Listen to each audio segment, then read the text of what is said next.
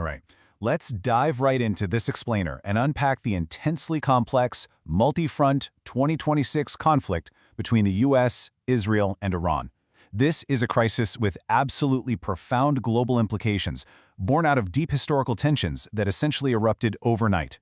Today, we're cutting through the noise and using the raw data to give you an objective look at exactly what happened. To immediately wrap our heads around the sheer scale of this war, consider this staggeringly massive number: 11,000. Over 11,000 targets were struck by U.S. Central Command inside Iran within just a few weeks of the conflict's outbreak. We aren't just talking about a few isolated skirmishes here. This was an unprecedented aerial and naval campaign that fundamentally altered the geopolitical landscape of the 21st century. So, to make sense of an event this massive, we're going to follow a chronological roadmap. We'll start with the prelude to conflict, break down Operation Epic Fury, trace the regional escalation, measure the brutal toll of war and economic fallout, and finally look at today's fragile ceasefire. Let's get into it. Section 1.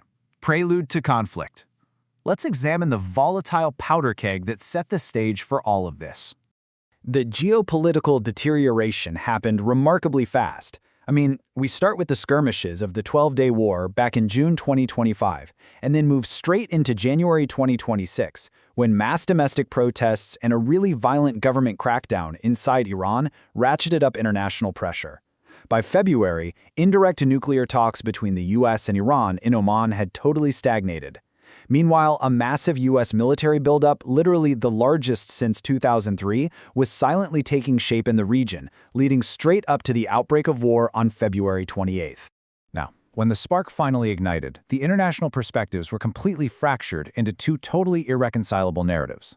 On one side, you have the US and Israel arguing that strikes were absolutely necessary to preempt an imminent threat, dismantle Iran's nuclear capabilities, and ultimately push for regime change. But on the other side, Iran and its allies forcefully condemned the attacks as an illegal violation of sovereignty and an act of unprovoked aggression, framing their massive missile launches as strictly defensive.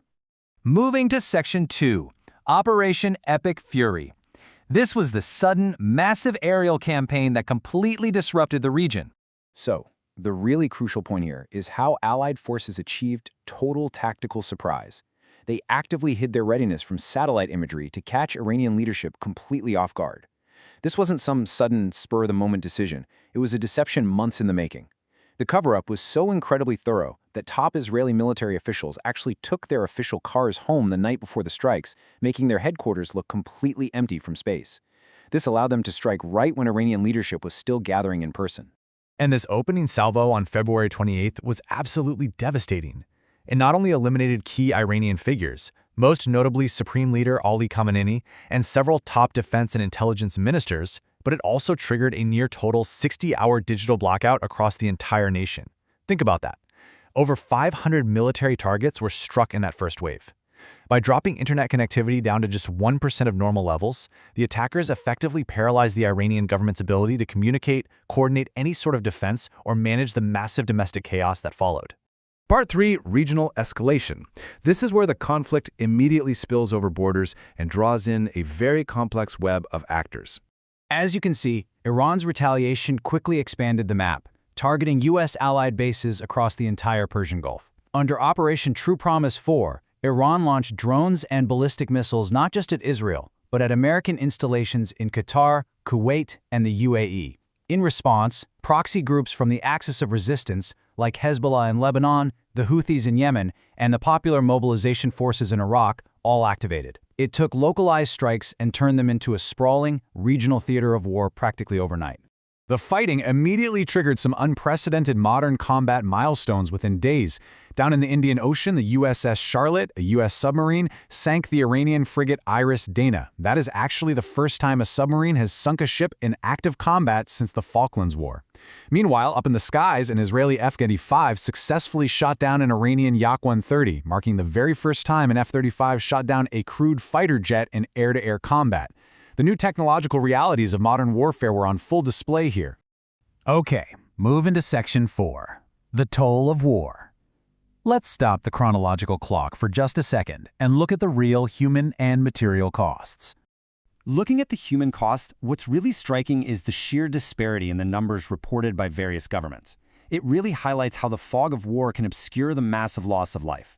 In Iran, estimates range from roughly 3,400 to well over 6,000 dead, split between military and civilians. Over in Lebanon, more than 2,600 fatalities were reported as the conflict with Hezbollah escalated.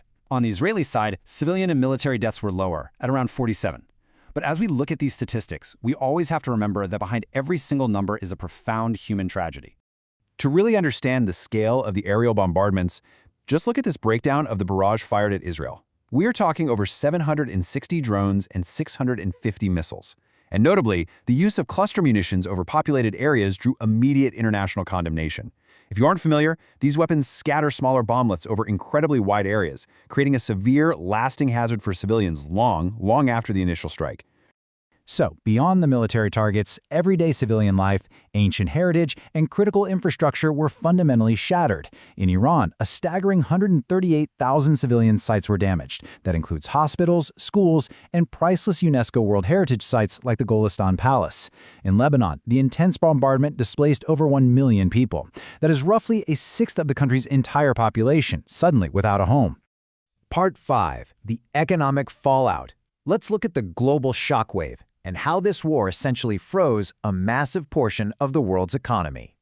$120 billion. That staggering figure is the estimated economic damage suffered by Arab countries alone by late March.